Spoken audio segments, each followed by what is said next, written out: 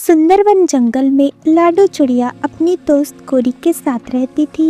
लोग उनकी दोस्ती की मिसाल देते थे। वे दोनों हर सुख दुख में एक दूसरे का साथ देती थीं। कुछ दिन बाद गोरी कौवे की शादी हो जाती है। गोरी की शादी कालू कौवे के साथ होती है। पहले तो कालू गोरी से खूब प्यार जताता था, लेकिन धीरे धीरे उसकी हरकतें बदलने लगती हैं। अब वो हमेशा झूठ बोलता और गोरी को इग्नोर किया करता था।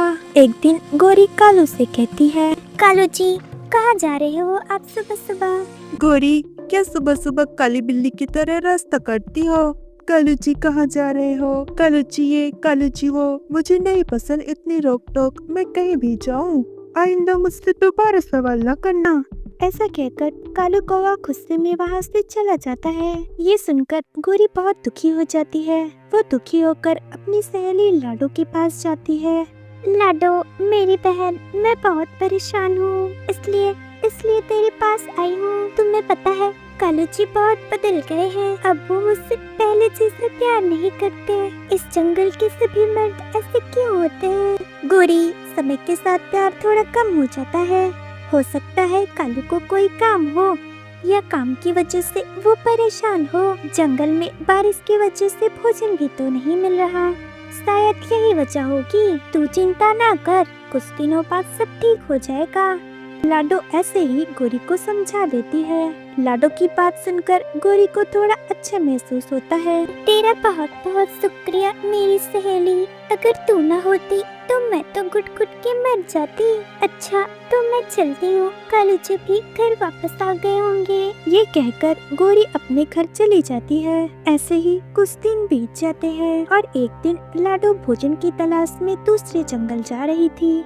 तभी वो देखती है कालू दूसरी चिड़िया से बात कर रहा है। वो मीठी तोती से बात कर रहा था। वो मीठी के लिए दाना लाता, उसकी तारीफ करता और इसी वजह से उसने गोरी से दूरी बना ली थी। लाडो को ये सब देखकर बहुत दुख होता है।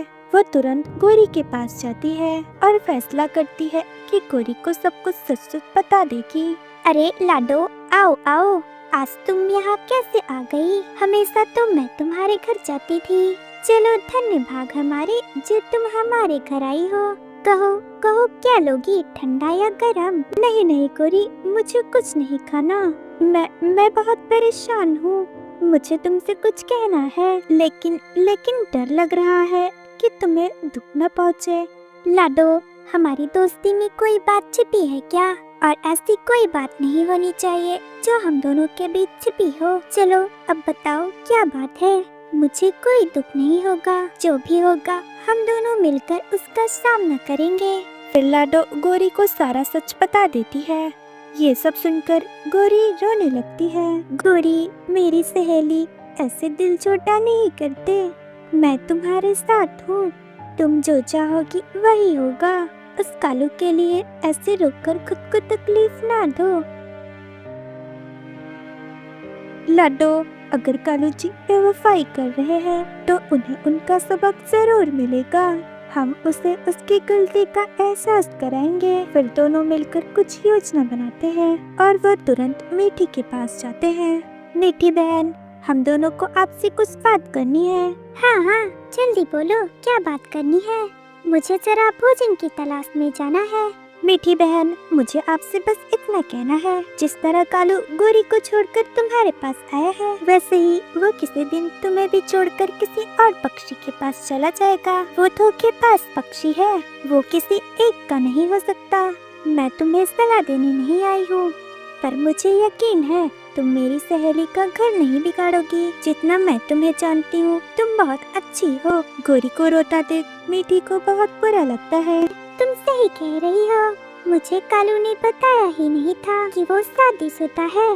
पर मैं तुमसे वादा करती हूँ, मैं आज के बाद कालू से कभी नहीं मिलूंगी। जो पक्षी अपनी पत्नी को छोड़ सकता है, वो कल को मुझे भी छोड़ सकता है। आपका बहुत बहुत शुक्रिया। मैं जानती थी कि आप मेरी बात जरूर समझेंगी। फिर लाडो गोरी को लेकर घर आ जाती है। इधर कालू कौवा मीठी का इंतजार करते करते थक जाता है, पर मीठी वहाँ नहीं आती। शाम होने के बाद कालू घर वापस चला जाता है। अब गोरी ने भी ये दिखाना शुरू कर दिया था कि अब उसे कालू की कोई परवाह नहीं है। कालू बहुत देर से घर आया था, पर गोरी उससे कुछ भी नहीं पूछती। अब गोरी जंगल के पक्षियों से दोस्ती कर लेती है और सारा दिन उनके साथ ही बिताती है। ऐसे ही धीरे धीरे कुछ दिन बीत जाते हैं। अब मीठी और कालू भी उस दिन के बाद से कभी नहीं मिलते। कालू परेशान होकर गोरी के पास आता है। गोरी, तुम मुझे इग्नोर क्यों कर रही हो? क्या मुझसे कोई गलती हुई है? नहीं नहीं कालू जी, आपसे कोई गलती नहीं हुई। अब मैं अपनी जिंदगी खुद के लिए जी रही हूँ। जब तुम मेरी कोई परवाह नहीं करते तो मैं क्यों करूँ?